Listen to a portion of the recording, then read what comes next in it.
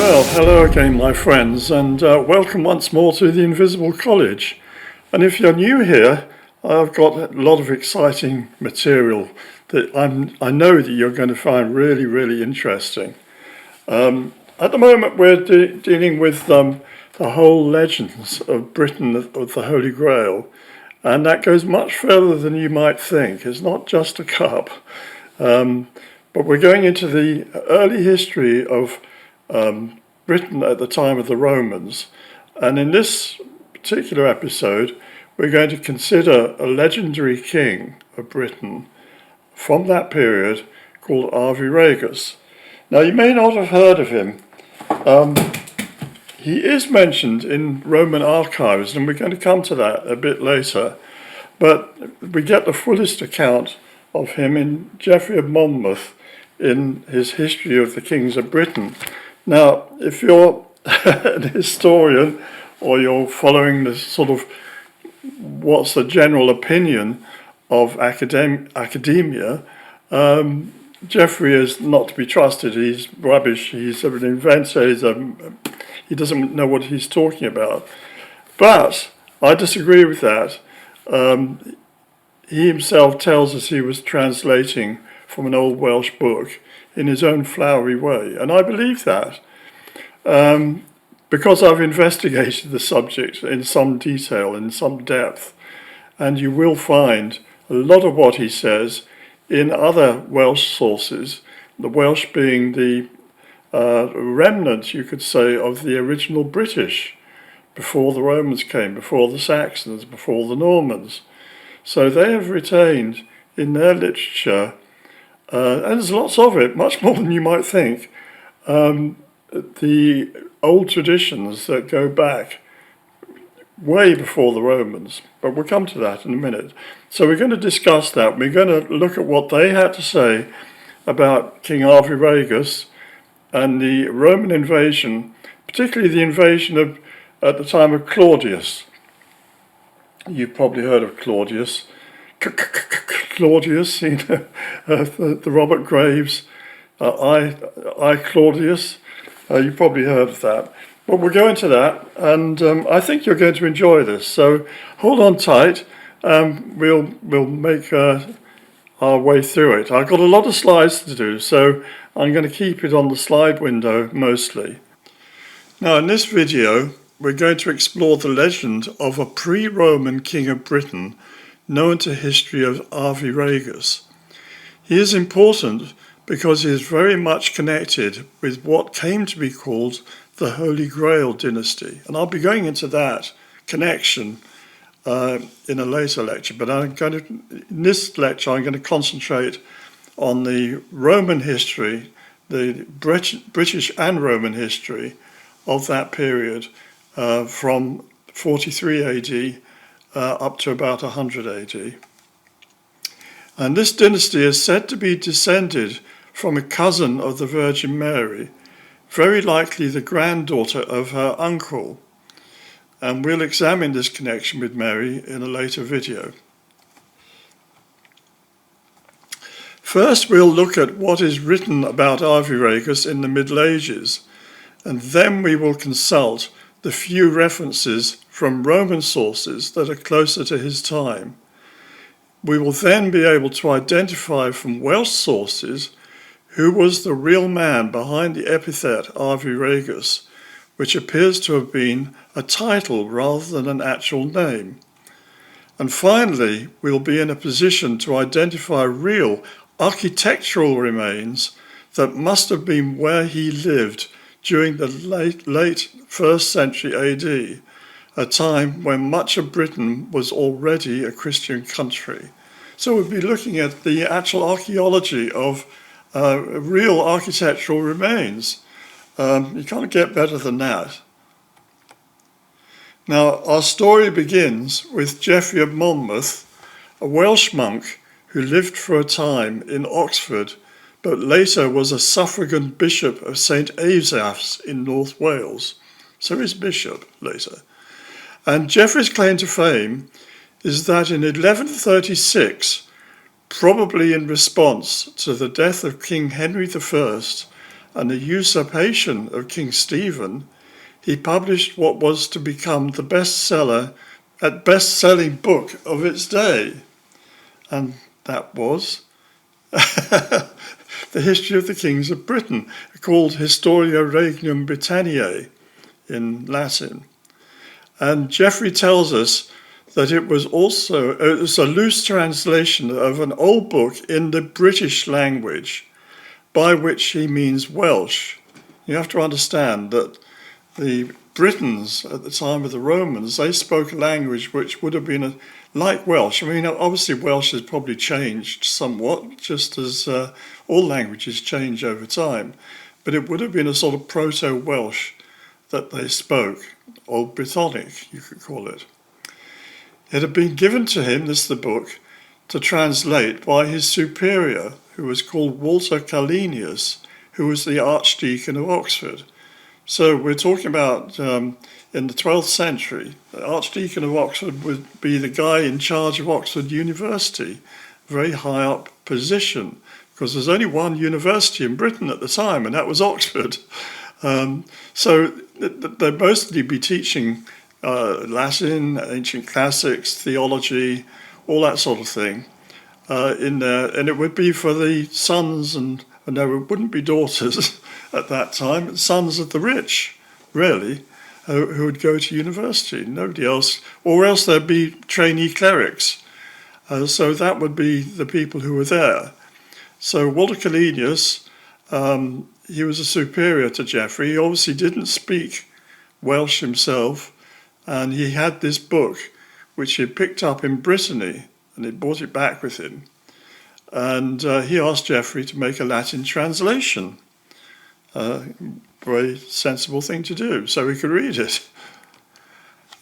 Geoffrey's translation was read far and wide, and Geoffrey's book was a huge success and spawned a whole genre of books, poems, songs, and in our own times, movies and TV series about King Arthur, his Knights of the Round Table, and Merlin the Wizard. It has also had its fair share of critics. The Norman historian William of Newburgh, 1136 to 98, that's when he lived, was the first to accuse him of forgery, even though he was only a baby, that's William, at the time when the book was written. Poor old Geoffrey was long dead by then, so he couldn't defend himself against this attack from William of Newburgh, who was very much, of the Venerable Bede school of history and didn't like this sort of Welsh history at all. And to a large extent, the attacks then and now have been political. The Britain represented in Geoffrey's work was essentially foreign to the interests of the Romans, Anglo-Saxons, Germans, and Normans. It presents Iron Age Britain in a fresh light, giving it a civilized past. And this may be an exaggeration, but modern archaeology has revealed that the ancient Britain, even in the Bronze Age, was far more civilized than previously imagined. The more we dig into the soil and find things, the more we begin to realize, it really was a centralized, civilized society. Now, the legend was that Brutus the Trojan founded London, and this was well known in Shakespeare's day. Indeed, the old name for London was Trinovantum, or New Troy. Thus, Julius Caesar refers to the tribe of Britons living in the London area as Chinovantes. It is also why in Shakespeare's Henry V, the English captain, Pistol, teases the Welsh captain, Llewellyn, by calling him a base Trojan. You can read that, if you like, in Act 5, Scene 1 in Henry V. They're all round the campfire, joshing and joking before the big battle. Everyone in the 16th century Britain, that's when Shakespeare was writing, and into the 17th century, of course, knew that the Welsh claimed to be descended from the Trojans. Indeed, before 1705, the English were never called British. Now, that might surprise you. We weren't called British if you were English. if you were called British, it meant you were Welsh. Otherwise, you called yourself English or Scottish or Irish. They weren't in Britain, but you didn't call yourself British. That was the Welsh. But that changed in 1705 and was to do with the Hanoverian succession. But we'll come to that another time. So who were Geoffrey's kings of Britain? And the story begins with the eponymous Brutus. Banished from Italy for accidentally killing his father while hunting, he went to Greece. Here he found the remnants of the Trojans living as slaves. Outraged, he led a rebellion, and the rebels seized a fleet of ships, and they sailed to a large green island off the coast of Gaul. They made this island their new home, calling it Britain in honour of Brutus. Brut, in Welsh, Brut. He became the first of the kings of Britain. So this is the legendary founding of Britain. But Brutus himself was descended from Aeneas.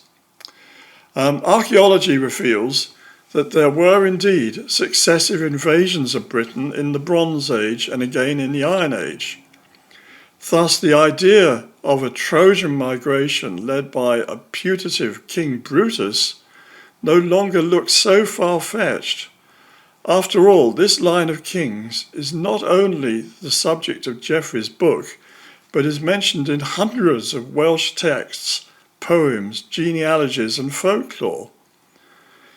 This is the forgotten history of our island, but I think it is worth remembering. I'll just say a few words here.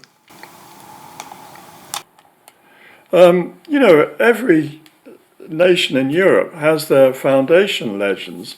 In Rome, they look back to Aeneas, who came after the fall of Troy, married the daughter of the king of Latium, a girl called Lavinia, and they had a son, and the Roman lineage descended from that. But he had another son who came over with him from Troy, called Ascanius, and Brutus is descended from that line. So they're related to the original Roman kings. Rome started out as a kingdom, but they only had 7 kings before they had a revolution, and they turned it into a republic. And then later the republic was taken over at the time of Julius Caesar and Augustus and turned into the Roman Empire. But that's all, other history. But this Brutus thing was going on in Britain, and there was this line of kings, and we know all their names. They've been recorded in Welsh texts and manuscripts and genealogies. So I've checked up on some of this in the British Library myself. There's a lot of these old manuscripts there. You can have a look at them. But this is a sort of discarded history. I talked about this in other places, so I won't labour the point, but the history was sort of binned from about 1705 onwards, particularly in the Victorian period. So we're looking back at the traditional history of Britain, and this is our key to understanding all the hill forts and the past and the tribal systems and all of that. Once you get into this history, it begins to make sense. It's not just like Darkest Africa. Anyway, Shakespeare wrote his play Cymbeline about a real king who was called Cynvelyn, which means yellow dog in Welsh, and Cunobelinus in Latin. In fact, it should be called Cymbeline, I think, but we call it Cymbeline usually. He was the grandson of King Lud. Lud is another Welsh name derived from Lloyd, Clwyd in Welsh. And Ludgate is named after King Lud. And Ludgate, you can go up to Ludgate Circus, as it's called, at the end of Fleet Street. You follow Fleet Street up. Going from Trafalgar Square, you go along the Strand and you go through the Aldwych, and then you go up Fleet Street. And the top end of that, you've got Ludgate. And there used to be a gateway into the old city of London there. Cynvelyn was well known to the Romans. However, his death in AD 41 provided Claudius, the Emperor Claudius, with a pretext for invading Britain in AD 43.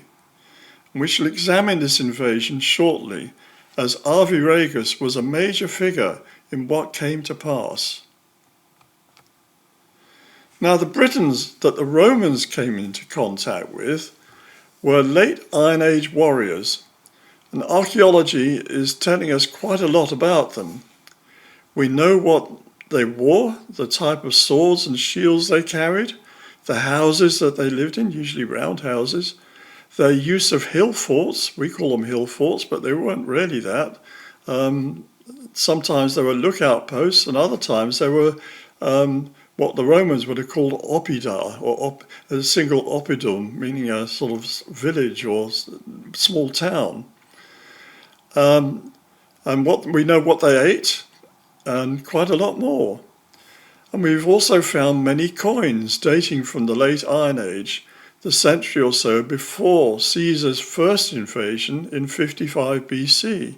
Yes, I should add that Julius Caesar himself came to Britain in first time in 55 BC and then again in 54, but he only sort of invaded the southeast, fought a number of battles, won some, lost some, and declared himself a victor, and then hurriedly returned to Gaul. So he made a peace deal and he quit on the basis that the Britons were then going to pay some tribute to Rome. The ancient Britons also had roads, even if these were not up to later Roman standards. They rode horses, but much to the surprise of the Romans, like the Trojans of old, they used chariots as weapons of war. It was like for Caesar, it was like going back to the time of the Iliad. This was a very old-fashioned way of fighting a war, and the Romans had never seen anything like it. And no one else in Europe used chariots. And they were very surprised and even shocked. So the Britons had their kings, both local ones, we would call them tribal warlords or the equivalent of earls, and greater ones who ruled over groups of tribes. Geoffrey of Monmouth refers to these as dukes. In times of war, they would elect a single king as their overall leader in battles. We know this from Roman sources, as well as surviving records in Welsh. Caesar fought against the Britons led by someone called Cassivellaunus, or Caswallon in Welsh. And Caswallon in Welsh means leader in battles. So he was one such. We don't even know what he was called. Was he called Tom or Dick or Harry? We don't know. But he was the leader in battles. He was the high king at that time. So here is a family tree of the Trinovantes around this time. So you had someone called Beli the Great, and his sons were Lud. We talked about him, Ludgate, King Lloyd. He died in 60 BC, which gives us some kind of fixing point. And he had two brothers, Caswallon, we talked about, Cassivellaunus, and Niniau, or Ninius. And when Caesar invaded in 55 BC, according to Geoffrey, Ninius, or Niniau, had a hand-to-hand battle with Caesar himself. And he got wounded in the battle. But Caesar lost his sword, stuck in Niniau's shield, and then he was pulled back by the tide of the battle. And Niniau died of his wounds, and he was taken back to London, his shield, and they kept his sword there. And that, they say, is why the sword is on the shield of London. I leave it to you to decide if that's true. Anyway, descending from Caswallon in the middle there, you had the tribe of the Cativellauni, which we're going to meet with, who were known, by Julius Caesar, and the kingdom of the overall kingdom and the rulership of the Trinovantes, the people of London area, reverted not to the elder son of Lud, Avari, who had joined up with Caesar and retreated with him, but to his younger brother, Tenuvan, or Tenuvantius.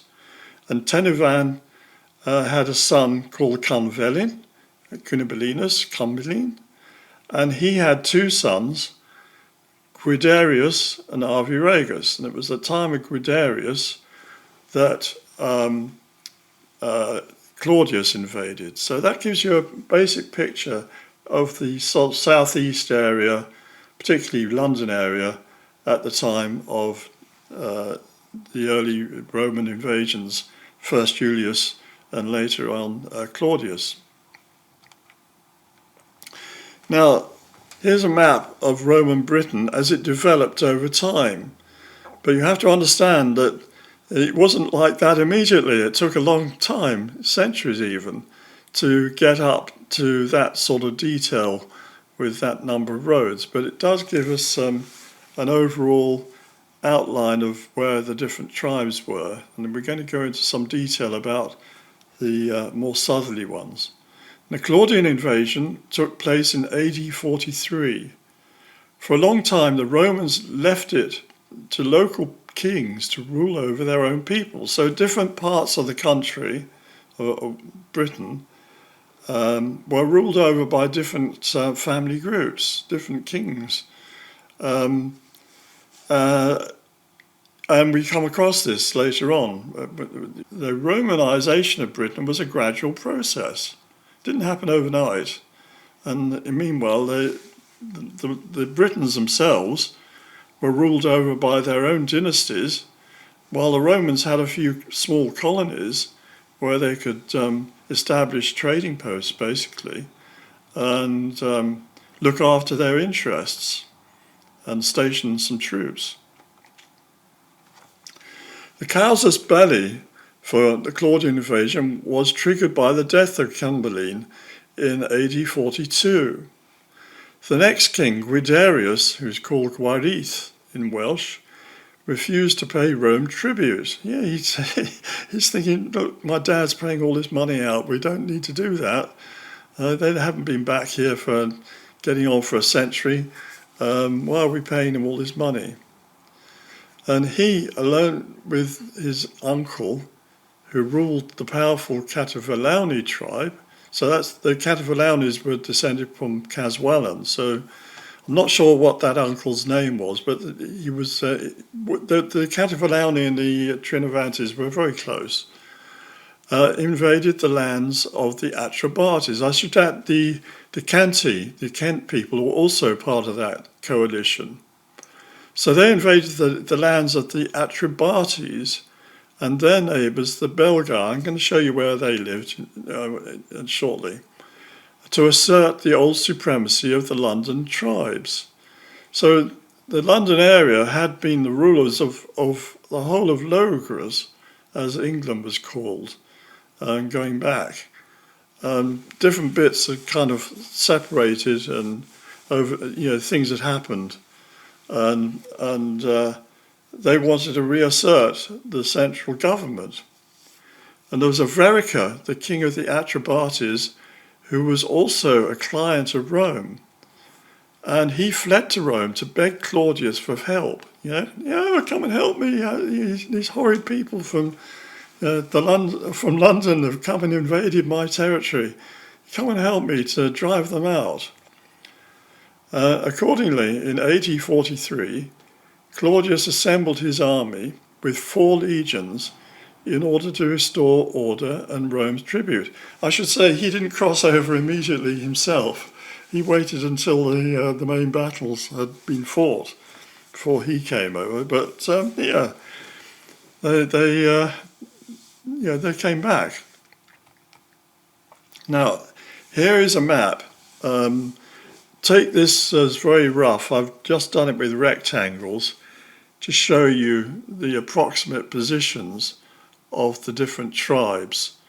So you had in the Kent area in the southeast, you had the Cantii, and in the London area you had the Trinovantes, that's extending into Essex. And then you had, to the west of them, you had the Catavalauni, and their capital was what became the Roman city of Verulamium, which we now call St. Albans. And that had actually been sieged and burnt by Caesar during his invasion. He had managed to cross the Thames and go and do that to drive out or force Caswellon to make peace by destroying his own capital. But south from there, you had the Atrebates. So they would be in places like Berkshire and parts of Hampshire. And next to them, you had the Belgae, and they would be in what would be Wiltshire and going across, I guess, towards Somerset, but Somerset was more in the Dubani area and the Davani. These different tribes are often named after famous individuals. Now, Devon, for instance, you usually see it on maps labelled as Dumnonia. Well, Dumno or Dyfnwal was an old king, Dyfnwal Mermud, he was called, and his capital would have been Cirencester, or which the Romans called Cairinium Dubanorum. The city of Corin of the Dubani. Corin was another leader who came over with Brutus, and he had the whole southwest in the carve-up of Britain at the time of Brutus. So we begin to understand these tribal areas much better when we begin to put it into this history. The Romans called the people of Dorset the Durotriers, and Duro means hard, and Triers, Trojans. So they're hard Trojans.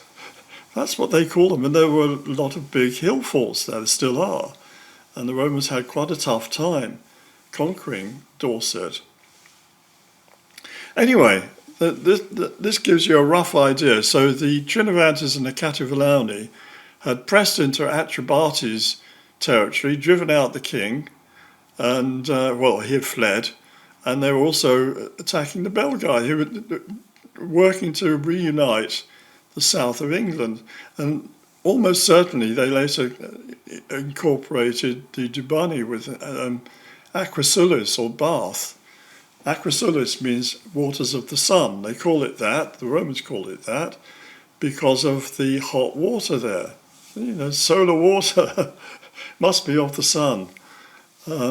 Anyway, that gives you a rough outline of the situation.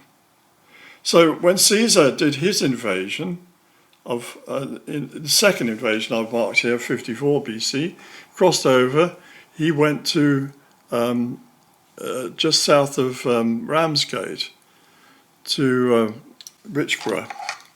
And actually, that's near Sandwich in Kent, on the coast there. And actually, I think only about 10 years ago, they found the remains of Caesar's camp. Amazing, isn't it? And they know it was his. There's wood there, and they've been able to carbon date that. The other remains or bits and pieces they found were consistent with that. The shape of the camp was consistent with being a marching camp at the time of Caesar. So that was his camp. And then he marched up and he went to London. He crossed over the River Thames. They think at possibly around Westminster. So he crossed over there and he went up and, as I say, he burnt Verulamium.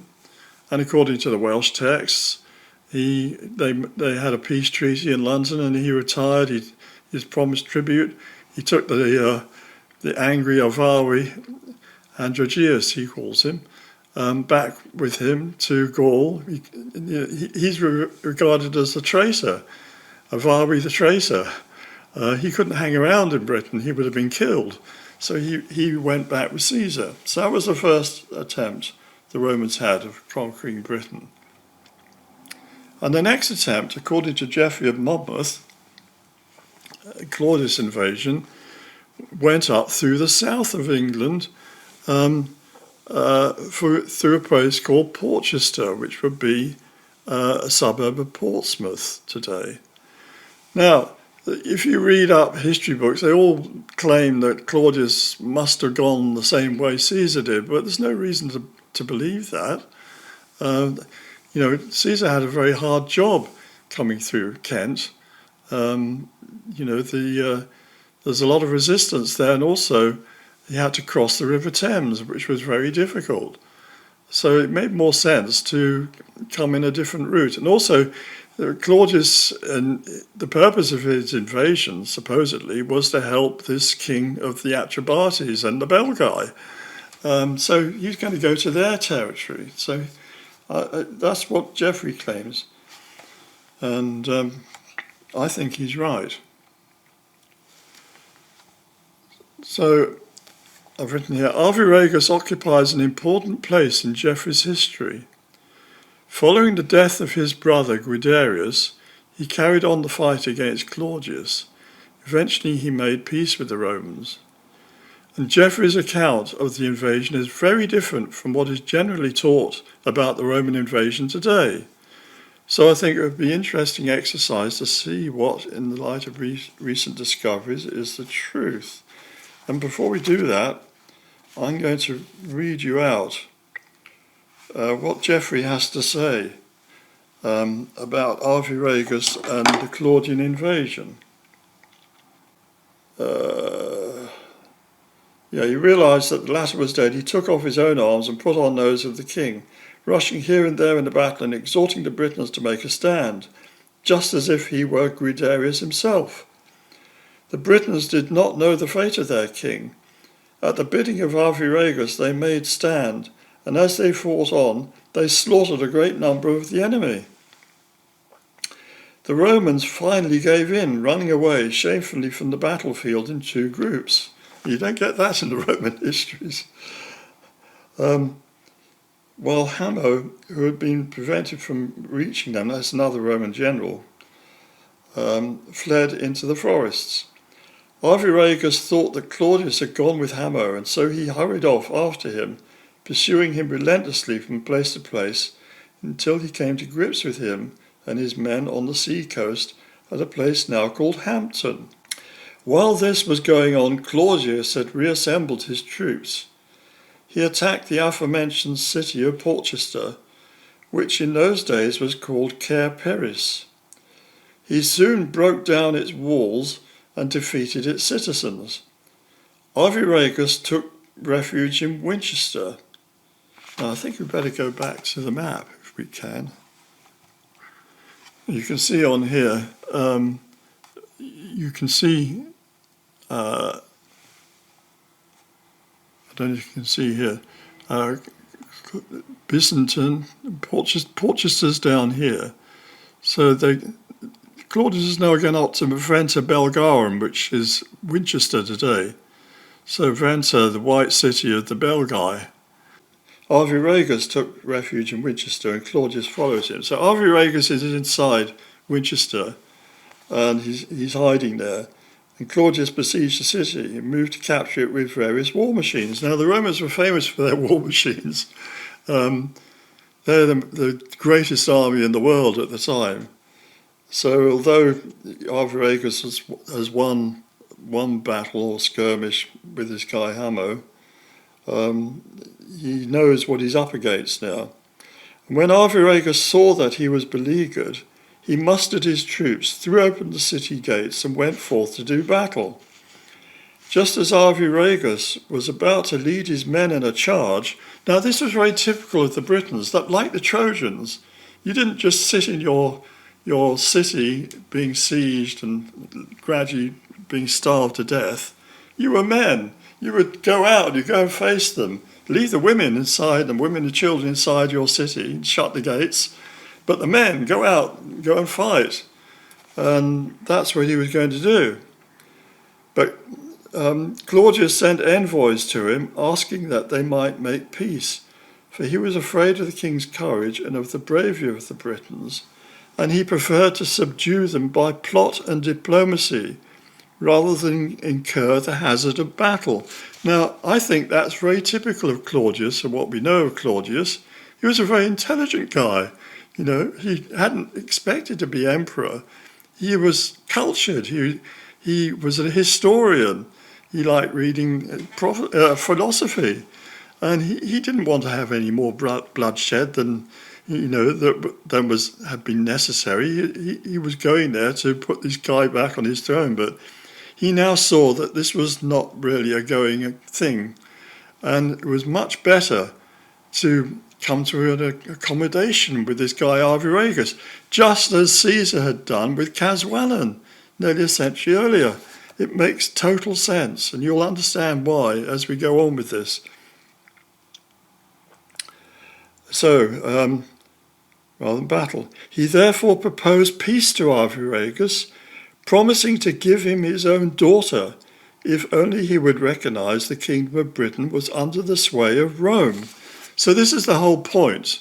He has to make it clear, and not just for the British, but for his own people back in Rome, that insurrection is not going to be allowed, that what Caesar had conquered and the tribute he had demanded and was being paid was going to carry on being paid, that these Britons would acknowledge that Rome was the boss. They could be client kings, they would work with them, but there was going to be also a Roman procurator, they used to call them, but we would call them a governor, situated in the country. There would be Roman troops there in certain places, only in the places called Colonia, and the main one was Colchester, and another one in St. Albans. So there were, a couple of these Colonia, and there was later on at York they had another one.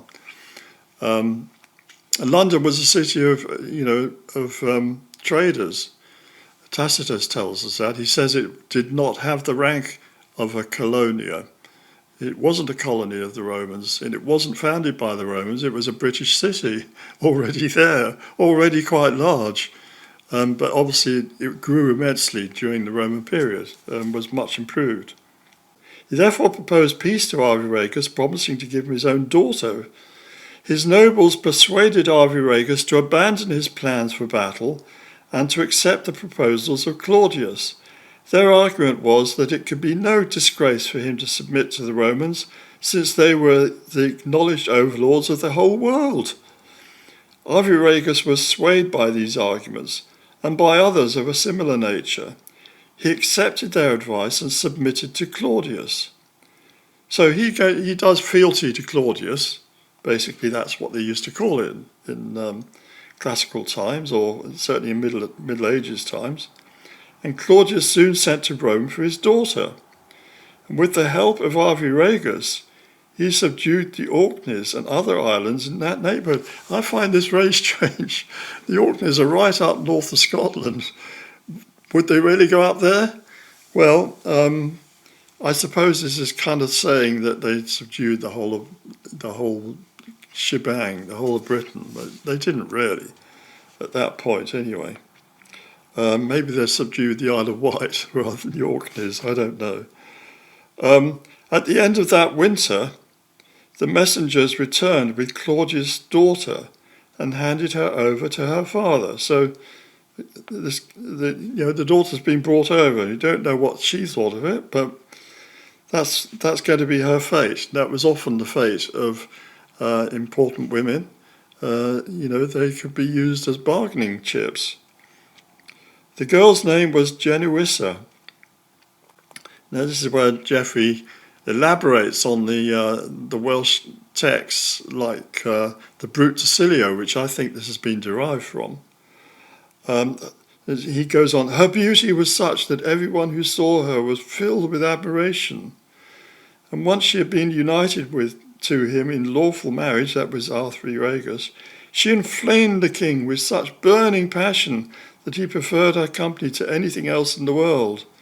As a result of this, Arviragus made up his mind to give some special mark of distinction to the place where he had married her.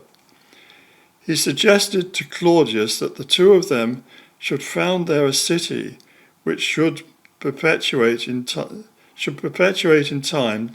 to come the memory of so happy a marriage. So a city is going to be founded where they got married. Right? Now, this is where I think Geoffrey gets it a little bit wrong, but we'll understand that as we progress. And Claudius agreed and ordered a town to be built which should be called Caerglew, or Gloucester. Down to our own day, it retains its site on the bank of the Severn, between Wales and Logria, in other words, Gloucester. The city of Gloucester is on the River Severn, in the west of England. Some, however, say that it took its name from the Duke Guiderius, whom Claudius fathered in the city, and to whom he granted control of the duchy of the Welsh after Arviragus. So Geoffrey's acknowledging that not everybody believes that story, that Claudius founded Gloucester and called it after his name. It was called, perhaps, after another Claudius. And there was, in fact, a Claudius II, I think in the 3rd century, and I think that's who that's named after. So what about this city and this sort of, you could call it a bridal gift of Claudius building the city? Well, we'll find out what that was. Once the city was built and the whole island was at peace, Claudius returned to Rome, leaving the governorship of the islands of this province in the hands of Arviragus. In other words, Arviragus was made King of Britain. Yeah? High King of Britain, by Claudius. Just like the Romans had done in Judea, for instance, where they made Herod the king. Yeah, he was their client king. They did the same thing in parts of what's now Turkey. They would have client kings there, at least in the early days before they were fully drawn in as provinces of the empire, full stop. And actually in Britain, that never fully happened. Britain was always an agitated place, but we'll talk about that in later lectures. So anyway, that's what we have to say there. Oh, I'm going to add another little bit here about Arviragus. There's a claim here that Arviragus had a bit of a rebellion, and Claudius had to send Vespasian. Vespasian was one of Claudius's generals, and he was later became, as we'll see, emperor himself. So he had to come over and sort that out. And then Queen Genoissa sort of made peace between the Romans and the Britons again, and that was all sorted out. So it says here, at last, as old age came upon him, Arviragus began to show deference. So he'd been a bit prickly, he didn't really like this being subject to the Romans, and he's a bit rebellious. He confirmed the old... so Arviragus began to show deference to the Senate and to rule his kingdom in peace and quiet.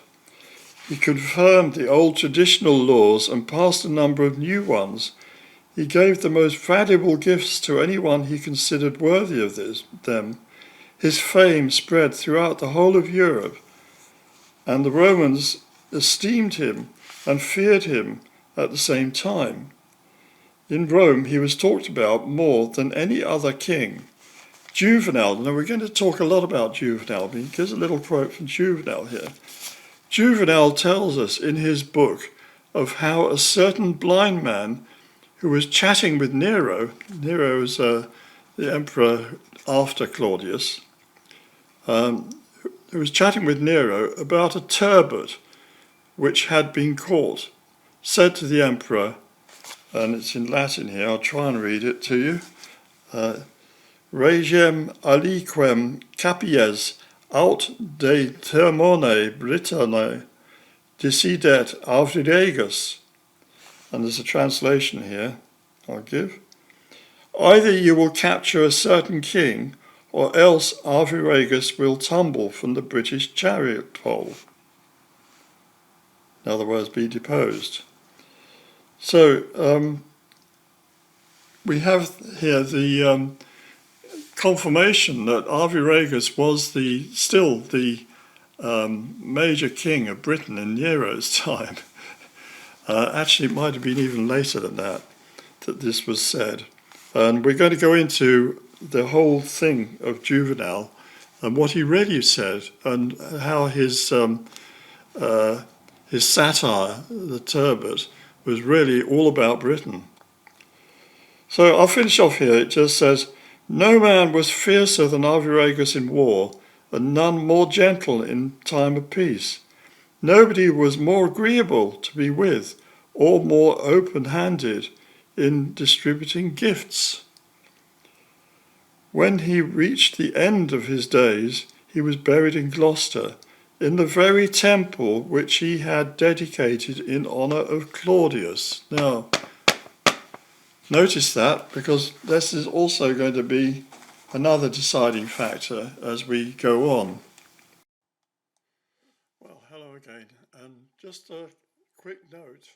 I hope you're enjoying this program, because we're just coming up now to the crux of it all, and you really are going to like this. I've made some fantastic new discoveries which are going to change our opinion of what happened in this early Roman period of British history. And I've got the evidence, so don't leave now. You're just coming up to the crux of it all. And I'd like to say again, if you haven't already given it a like and a subscribe, please do. It really will help. And also, I love it when you make some comments, because YouTube, for some reason, they won't share things with other people unless they see a lot of interest in the comment section as well. So please do that. Even if you hate it, please help me by doing that. And finally, I'm not going to waste your time, but finally, if you do want to join the college, I'm going to put a link below. You do it through patreon.com/Adrian G. Gilbert. And it'll only cost you £5 a month to be a patron member of the college. And that's only the price of a pint of beer in London, less actually. So, all right, on with the show. Thank you. Bye. Now then, let's move on from here. The Roman poet Juvenal, who was born in AD 1505, mentions Arviragus in a satirical poem. And we've just been talking about that, but I'm going to go into it in a bit more depth. Born shortly after Nero became emperor, so he couldn't have been chatting to Nero, not him. He'd have been a baby. But he knew all about Nero from studying history. He would have been 19 in the tumultuous year of 1874, when there were 4 emperors. It's called the Year of the 4 Emperors. And the last of these was Vespasian, who founded the Flavian dynasty. So Juvenal witnessed the entire Flavian dynasty taking over.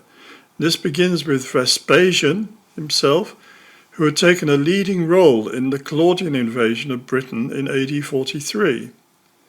And he died in 79. So Vespasian was only emperor for 5 years. And he was followed by his son Titus. Titus was also a general. I think he's even been to Britain with him as a boy. But he was only emperor for 2 years, from 79 to 81. And the dynasty ended with Titus' younger brother called Domitian, who ruled for 15 years, from AD 81 to 96. After Domitian was assassinated, he was briefly succeeded by Nerva. Then came Trajan, who was one of Rome's greatest emperors. And he died in 117 AD, and he was succeeded by his protege Hadrian, possibly the greatest of the Roman emperors. And he ruled the empire for 21 years. And he would leave his mark in the form of the wall that is named after him. Hadrian's Wall would continue to define the northern limits of the empire for centuries to come. You can go and see Hadrian's Wall. It's still there today. It's actually in England now. The border with Scotland is further north than that. Juvenal himself, despite his cutting satires, managed to live to the ripe old age of 73. That he survived this long when many of his contemporaries had perished during one purge or another was probably down to his being too poor to be a political threat. There is some evidence that he was exiled for a short time by Domitian, returning to Rome when the kinder, more relaxed Minerva took office. I think he may have been exiled by Domitian as a result of this poem, but I don't know. But Domitian was not a very nice guy at all. He's very paranoid, and he was had his spies everywhere, and always looking on the lookout for anyone trying to depose him. And a lot of the aristocrats met their fate that way. Either, if they were lucky, they would get exiled, but it could be worse. His poem, the Juvenal, the Turbot, lampoons the Emperor Domitian. Now, the poem itself discusses the catching of a turbot, and these are very large flatfish that can grow to 1 metre in length and weigh up to 25 kilograms. Now, for those of you who are American or still use imperial measures, a metre is about a yard plus an extra 4 inches, roughly. And 25 kilograms is roughly 60 pounds. So, it's a big fish, really big fish. And they're commonly found in the northeast Atlantic and the North Sea. And they're also found in the Black Sea and the Dardanelles. Dardanelles is where Troy was, and in the poem he talks about this fish possibly having swum from the Dardanelles. Well, I think that's another reference to this Trojan origin of the British. But they're found in the North Sea and the North, and Atlantic, off the coast of Britain. Very plentiful. So as we go on with this poem, it becomes much clearer that the turbot itself is a reference to Britain. A very wealthy, lovely place, flat fish, waiting to be eaten. But Juvenal's humorous poem concerns such a fish. This one is supposedly caught in the Adriatic, close to a temple of Venus in Ancona. Ancona is in the Adriatic coast of Italy, which is the coastline between Italy and Greece and going up through former Yugoslavia. It would be Croatia, we would call that part now, and I think does Slovenia had a bit of coast there? I'm not sure. Anyway, Ancona is on the coast of Italy. And the Temple of Venus, well, Venus in the British legends, Brutus visited a temple of Venus on an island in the Adriatic before coming to Britain. And he went on the island of Lucca, which is near Corfu, just south of Corfu. And there he said to have slept in the temple of Venus and had a dream. The goddess told him, take your people and sail with your ships and go to this green island beyond Gaul, and you'll be safe from the Greeks there. So that's what he does. So that's the Trojan migration, again connected with Venus and the Adriatic. So I think this is a subtle reference to that. But the fisherman, having caught this big fish, he fears that he'll be taken to court if he eats or sells such a wondrous fish to anyone other than the emperor. It'll be alleged that such a wonderful fish must have escaped from Caesar's pond, and therefore it belongs to the emperor. So he can't claim this fish for himself. He's got to go. He's got to go to the emperor to give the emperor the fish. I've caught this wonderful fish, but I'm not worthy to eat it. Only you can eat it, emperor. I can't sell it to anyone else. It's got to be yours. It's such a big, wonderful fish. So the story goes on. Accordingly, he takes the fish to Alba, which is a city just near Rome, allegedly founded by the ancestor of Brutus. So again, there is this Brutus connection with Alba, the Brutus who went to Britain. It's founded by the son of Aeneas, who came from Troy. And Alba is also the old name for Britain, Albion, the White Land, White Island. And that's still used, Albion is still used by Scotland sometimes. And of course, we also have the name Albania for the part of just north of Greece where the Trojans were kept prisoners before they escaped and came to Britain. So we got all these references, subtle references. He's a very clever bloke, this Juvenal. Very cunning, but he does it in such a way you can't actually take him to a court of law and say you've insulted the emperor. He's doing it very carefully. So accordingly, he takes it to Alba, where the emperor, he describes him as a bald-headed Nero, has his palace. Well, Nero is famous for being a dictator, a horrible guy who, he persecuted the Christians and fiddled while Rome burnt, came after Claudius. So he wasn't bald-headed, but who was bald-headed was Domitian. And Domitian was a tyrant. So the bald-headed Nero is as near as he could say, Domitian has his palace. So presumably Domitian didn't actually have his palace in Alba. He may have done, I don't know. But it is a reference to him. And the fish is being brought to Domitian. And you'll see why that is in a minute. And this is a snide reference to Domitian. He was bald, but wore wigs to hide it. So Domitian was very sensitive about being bald, so he wore wigs. And like Nero, he was a tyrant who used informers to spy on everyone for fear of rivals. Unfortunately, it turns out that there's not a dish large enough for such a huge fish. So the fisherman's brought this gigantic fish all the way to Alba, the city where the bald-headed Nero lives. And he doesn't actually meet the emperor himself. He meets the people who are his inner sanctum, inner court. They're all terrified, all the time. They're living on their nerves.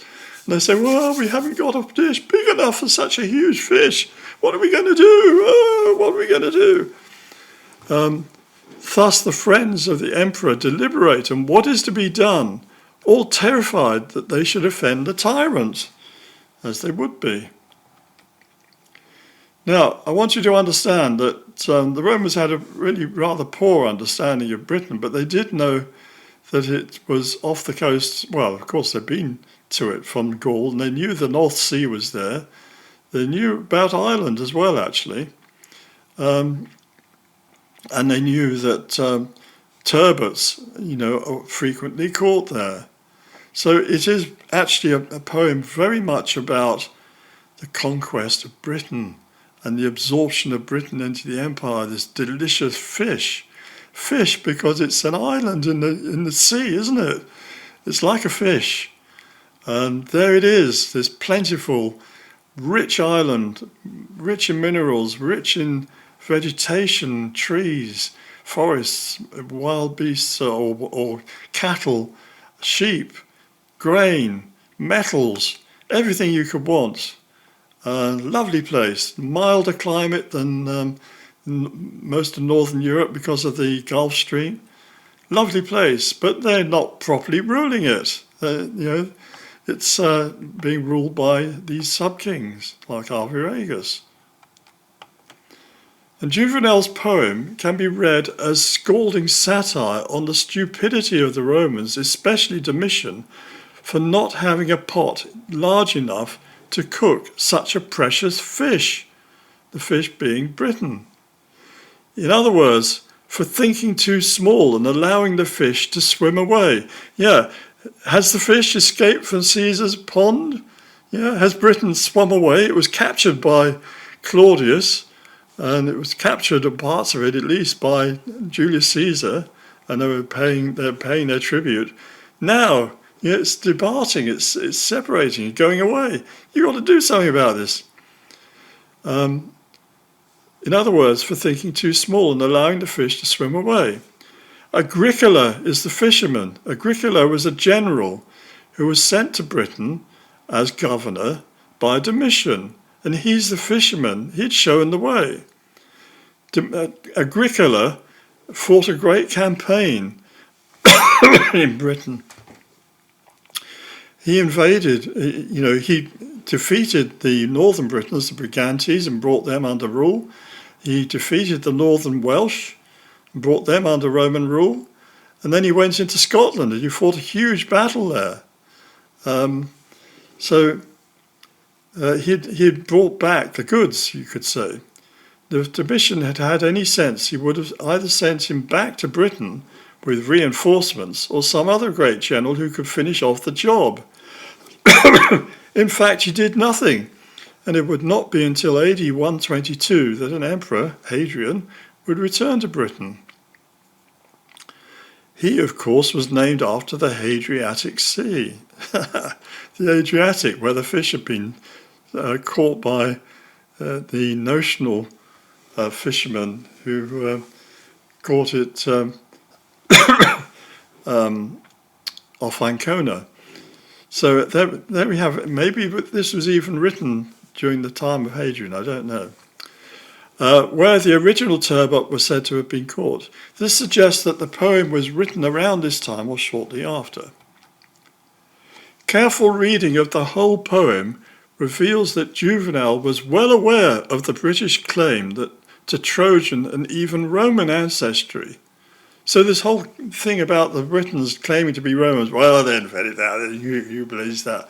Well, the Romans obviously knew about this in the 1st century AD. And in Geoffrey of Monmouth, he claims that Caswallon and Caesar had actually exchanged letters before the Roman invasion. So is there any truth? I don't know.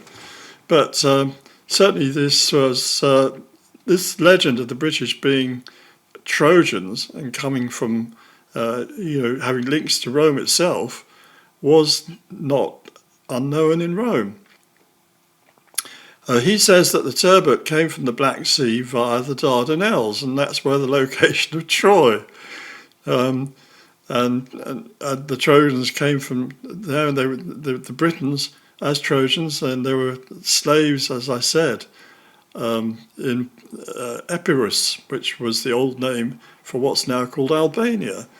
And that's where Brutus found them and brought them out to take them to Britain. So we have all these references to this Trojan migration to Britain. And it was landed by the Temple of Venus, the goddess that Brutus is said to have met in a dream while in the Adriatic. And the fish is taken to Alba, which is the city near to Rome, but it's also the name of Britain, the old name. That is said to have been founded by Ascanius, the son of Aeneas, who the Britons claim was the grandfather of Brutus. So we've got this whole connections with the British legend of, coming from Troy, going to Britain, Britain being the fish, the connection with Alba through the grandfather of Brutus, Aeneas being his great-grandfather, and then the fisherman actually being Agricola, who's got the fish, but nobody knows what to do with it. But what does all this have to do with King Arviragus? We're coming to that. You're going to love this next bit. Please stick with me. If you have to go away, come back and finish the story later. And if you haven't already subscribed to the channel, do that. And please give it a like and leave comments, all that. I'm not going to waste your time saying any more. But we're going to get on with this, and you're going to see the connection with Arviragus.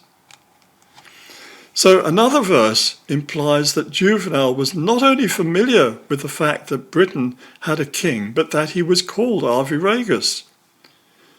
This is taken from Juvenal's poem. A mighty presage hast thou, O emperor, of a great and glorious victory. Some king will be thy captive, or Arviragus will be hurled from his British chariot. The brute is foreign-born. Dost thou not see the prickles bristling upon his back? I think this is a bit of a warning about if you don't deal with these Scots properly, and there weren't Scots, there were Picts at that time, but they'd been defeated, but they weren't conquered.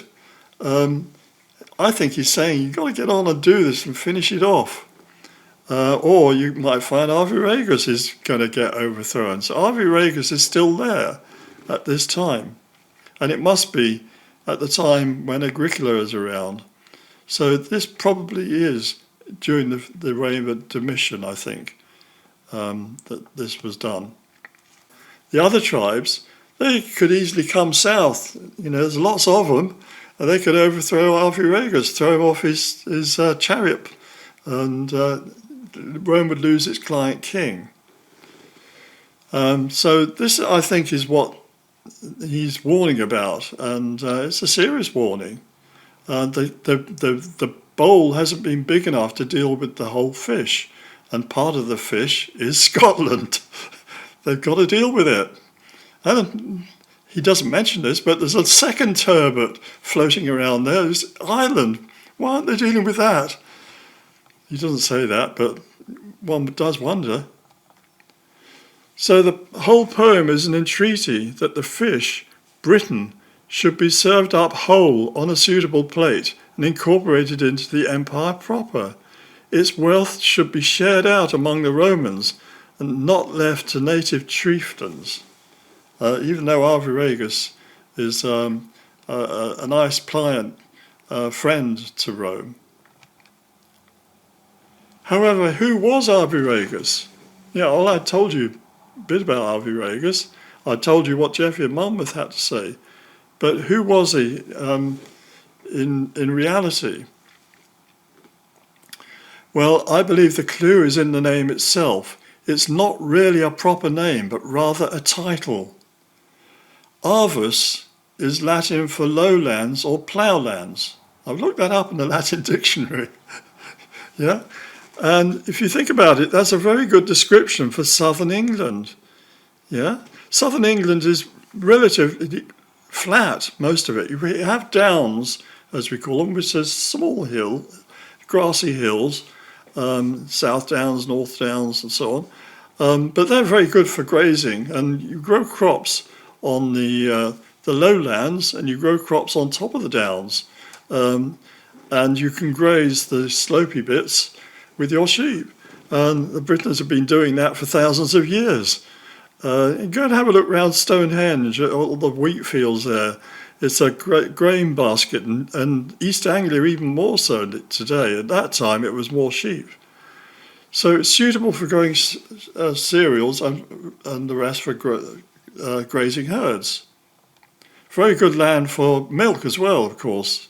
Have high rainfalls in the west part of Britain. That's why it's so lush and green, and that's why there's so many cattle. Well, there used to be. Tony Blair culled an awful lot, I don't know why, but we used to have an awful lot of cattle in Devon and places. Not so many now. Ragus would appear to be a variant on the Latin for king, which declines rex regis. It may also be a British form deriving from Celtic origins. I'm not absolutely certain about that, but I'm certain that Ragus, Arviragus, means king of the ploughed land or king of the lowlands. In other words, Arviragus was the king of lowland Britain. And who do we know of who fits this description? Have we got a king of the lowlands that could possibly fit this description? Who is this Arviragus? We found the mention in Juvenal.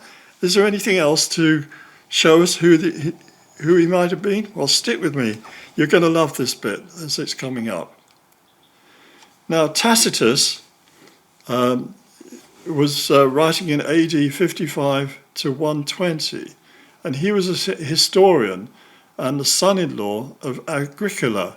Agricola was this general who had been sent over by Domitian to as governor to deal with Britain, and he had gone on to subdue the north of England and subdue the north of Wales. In other words, bringing them much closer to Rome than they were. There'd been a rebellion in the north, by the way, and he dealt with that. Then he went on into what is now Scotland, and I've been up there to Perth, and there are various Roman remains there from that sort of time of marching camps and Roman slabs of legionary things, Roman remains.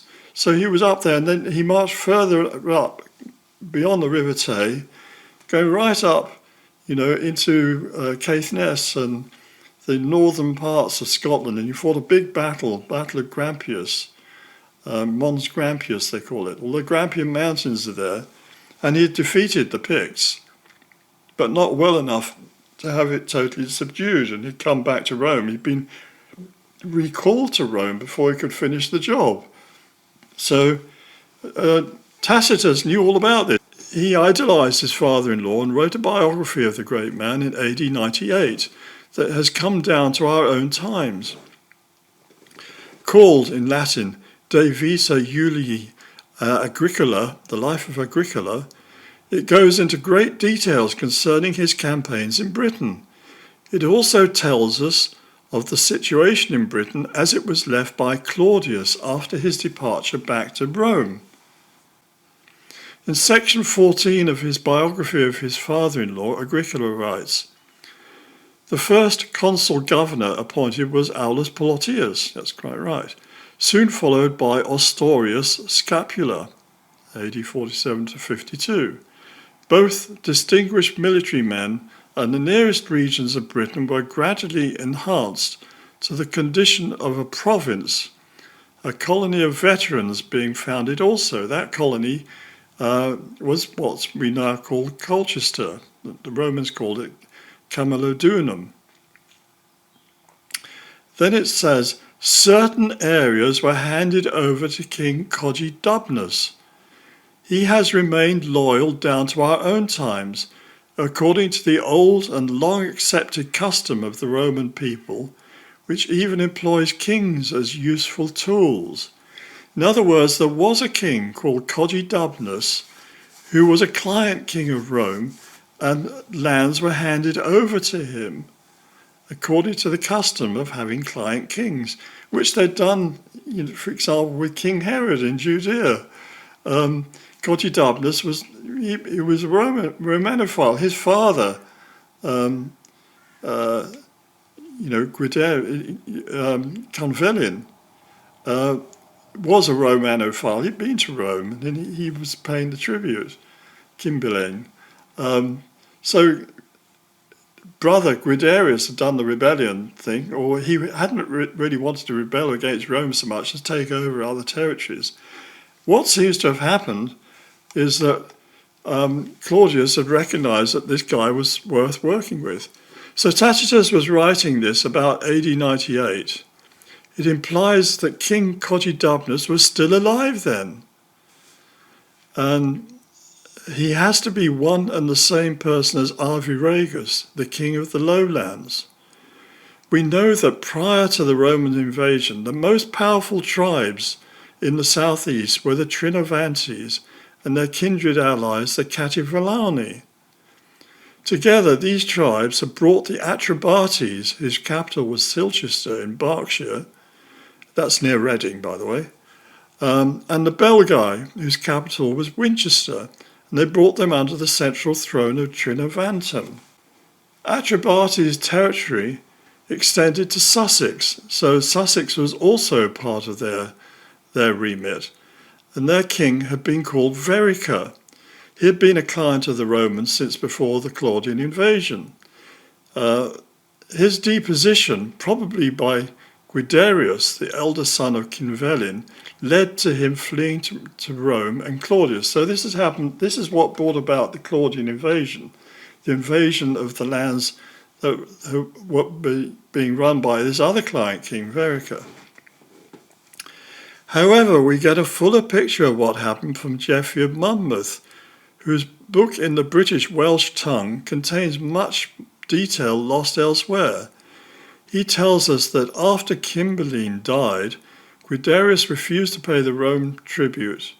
Claudius and his army landed on the south coast at a place called Portchester. Well, I read you that earlier.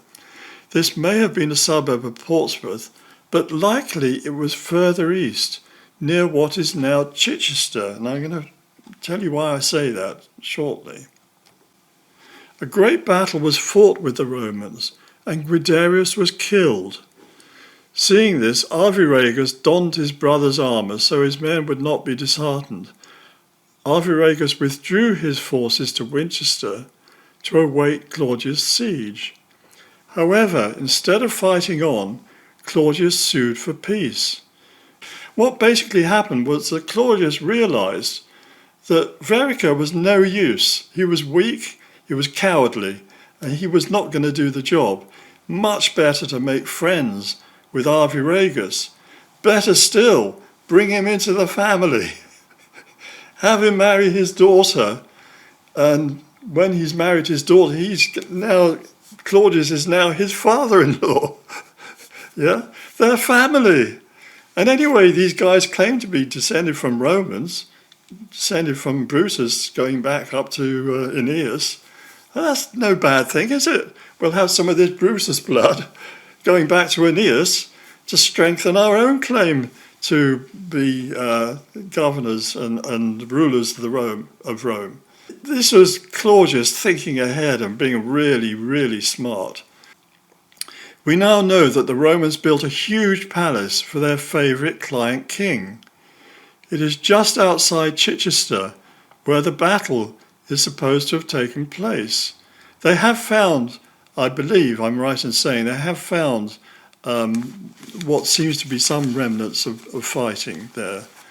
I'm not too sure about that. In any case, it's not that far from Portchester, but I think what Geoffrey calls Portchester is actually up around Chichester area, which is just another inlet, very near to Portsmouth, a little further east along the coast. And Fishbourne, he built this huge palace for this favourite client king. It's the largest Roman villa north of Italy, and it's extremely sumptuous and conveniently situated for crossing the Channel. So here's, this is what it looks like, or what an artist's impression of what it would have looked like. A huge palace, nothing like this anywhere else in Britain or even in Gaul or anywhere north of Italy. It was about the same size as Nero's palace.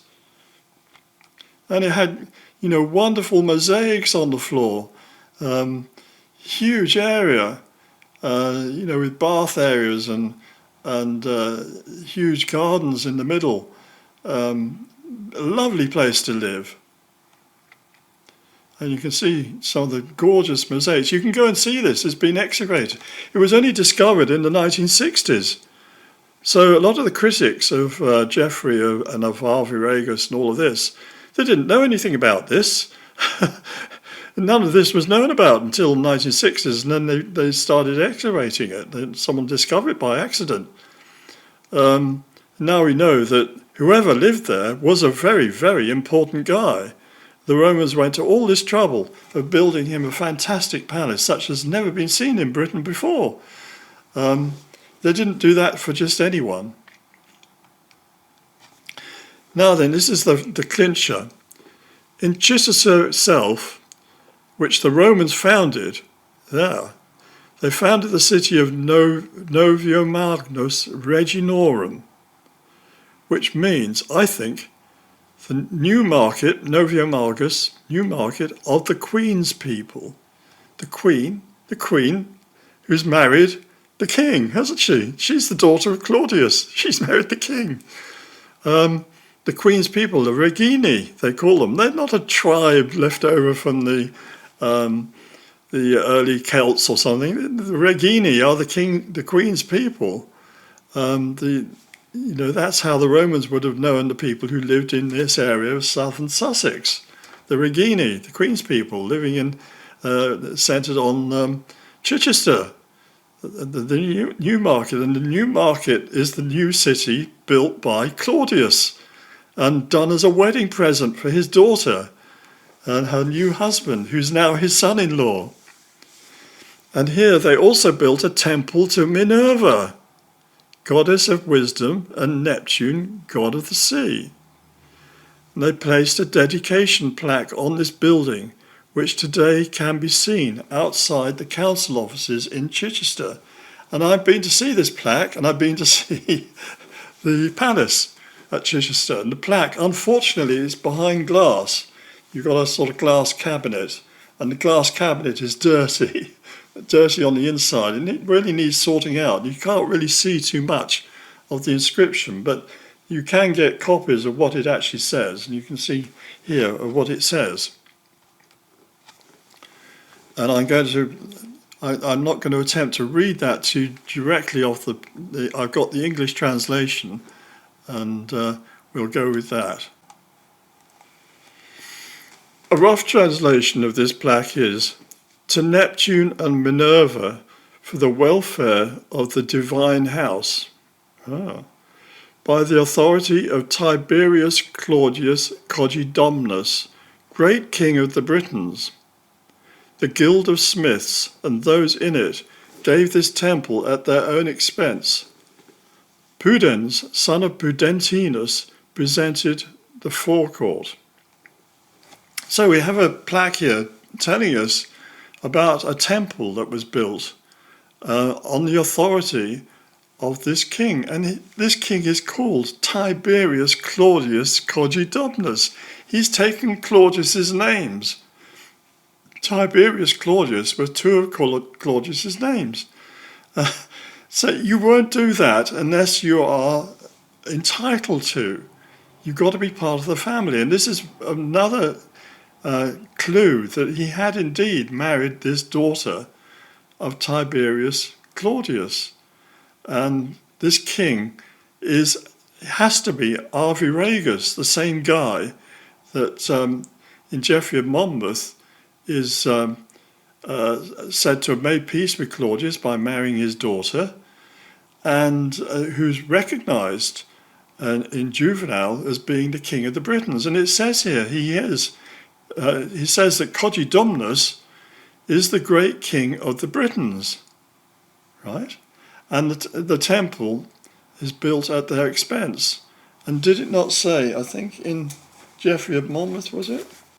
When he had reached the end of his days, that's as Arviragus, Cogidomnus, he was buried in Gloucester in the very temple which he had dedicated in honour of Claudius. So we have a temple in Chichester which was dedicated to the divine, for the welfare of the divine house, when that divine house is going to be the house of Claudius by the authority of Tiberius Claudius Cogidomnus. We know that there was a temple built there and he's going to be buried in it. So Geoffrey tells us. It all fits once we recognise that Chichester was the Gloucester that was founded by Claudius for this married couple. And that's where they would have been married, on this coastal place where Claudius would have landed when he came to Britain. He was only in Britain about 10 days, I think, or fortnight. He didn't go wandering off up to Scotland or, found in Gloucester on the River Severn. That's not true. This is where he founded a city for Arviragus, who was going to be king of southern Britain. And that would have included a vast territory of southern Britain, and probably even extending into Wales a bit later after Caractacus was taken back to Rome. But that's another story. We're going to talk about Caractacus in another lecture. So we got it all here. Taking all these factors together, it is clear that Arviragus, the king of the lowlands, was recognised as such by the Romans. He was none other than the personage known as Cogidomnus, And he seems to have had a long reign, taking the side of Rome during the Boudicca rebellion. That's very important. Thus he maintained peace with Rome in southern Britain. Yeah, well, we know from archaeology that his palace, the first part of it was built by Claudius, but it was rebuilt much bigger after the Boudicca rebellion. They rewarded him for not taking part, for being on Rome's side, and not giving sanctuary to Boudicca, and not sending armed men to go and help her. He wanted to be Roman. He recognised that we're descended from Aeneas as well. He could see the Roman civilization was pretty good if you were a king. He didn't want to go back to living in roundhouses and mud huts. He much preferred this, having a lovely palace. So he kept the peace and he was rewarded. And we know that his palace was rebuilt, probably either during or just after the time of Nero. So I think it all fits together, and we have found our Arviragus. What his real name was, his birth name, let's call it, rather than his different titles. Arviragus is a title, Cogidubnus is a title. We'll reveal in the next lecture, when I go deeper into this marriage and what it was and what it was all about. And I would caution you that it doesn't necessarily mean that this daughter was a blood daughter of Claudius. The Romans had this habit of adopting people, adopting princesses, adopting people that they thought might be useful to them, and they could educate them and they could mould them to their fancy, a bit like having a godfather. When you've got a godfather, you're part of the tribe, you're part of the gang. So he's going to be in the gang as well, and this daughter was probably an adopted daughter, and I'm going to tell you who she was in the next lecture. So thank you if you stuck with me this long.